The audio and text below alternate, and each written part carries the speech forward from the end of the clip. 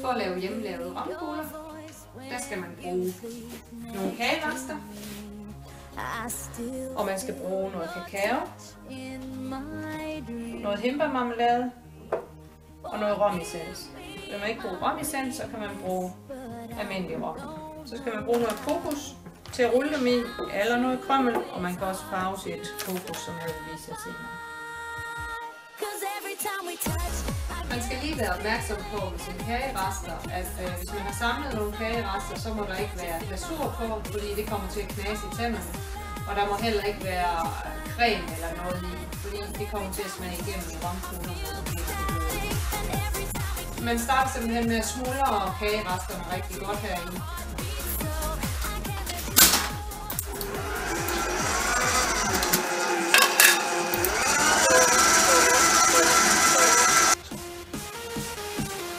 Så tilsætter man marmelade til sin smuldrede kagedej, og det er vigtigt, at man sparer lidt på marmeladen. Men til den portion, jeg har her, starter jeg lige ud med 2 spiseskefulde. Og så tager jeg et par spiseskefulde kakao.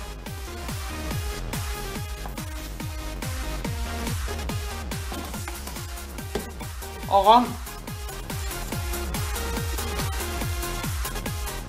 Og så kører man lidt, og det er lidt svært for alt efter kagerester man har brugt, hvor meget marmelade den trækker, hvor meget kakao den rækker. Så det er sådan cirka det her. Der skal ikke så meget kakao i, hvis det for eksempel er en chokoladekage, man har brugt. Ren chokoladekage, man har restet tilbage. Men hvis der er en anden kage, en lys kage, som ikke smager så meget, så må man gerne putte det i kakao i. Så det er en smagssag, og det vil jeg lige vise, at man smager til undervejs. Ja? Det er meget vigtigt, når man kigger på dejen her. Lige nu er den ret tør, og man kan mase den som...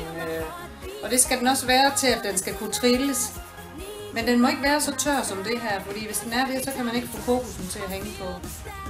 Så den bliver nødt til at få noget mere marmelade, den her. Undervejs kan man godt smage på den.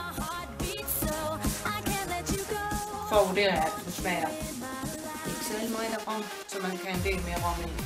Så er det vigtigt, at man tilsætter rommen, inden man tilsætter mere marmelade. Fordi rommen også gør det flydende.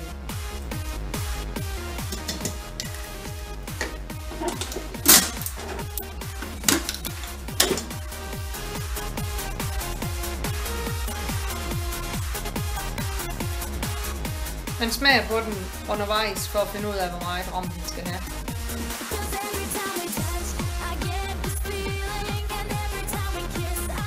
Og det er vigtigt nu, at den begynder at blive sådan blød i det, så der også kan hænge kokos på.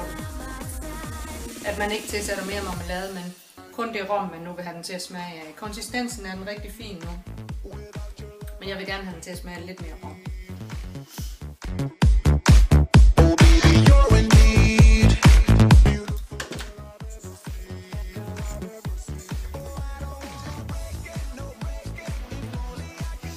Nu har den en rigtig god klistret konsistens, hvor den holder på kokosen. Man skal bare være ops på, at den må ikke blive for tynd. Bliver den for tynd, så kan man ikke få rullet kugler af den. Så bliver kuglerne bare sådan meget flade i det.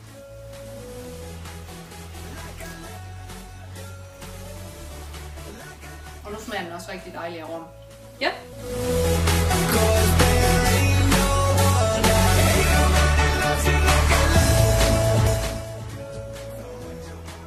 Man kan bruge forskellige ting til at holde på sin romkugle, og der er for eksempel den almindelige kendte almindelig kokos. Så kan man bruge hakket chokolade, og så er det nogle gange lidt sjovt også, at man kan bruge forskellige slags krymmel. Det man skal være opmærksom på ved krymmel, det er, at det bliver vådt ret hurtigt, så det er ikke noget, der kan stå længe. Og hvis man gerne vil have dem i fryseren, hvilket man sagtens kan gøre, så er det bedste stadigvæk at bruge kokosmel, fordi det holder på væsken i romkuglen. Men så er det lidt sjovt at have forskellige farvede kokosmel, og det er ganske simpelt. Man hælder lidt kokosmel op i en pose. Så tilsætter man rød farvestof, eller rød, altså grøn, blå, hvad man nu har af farve.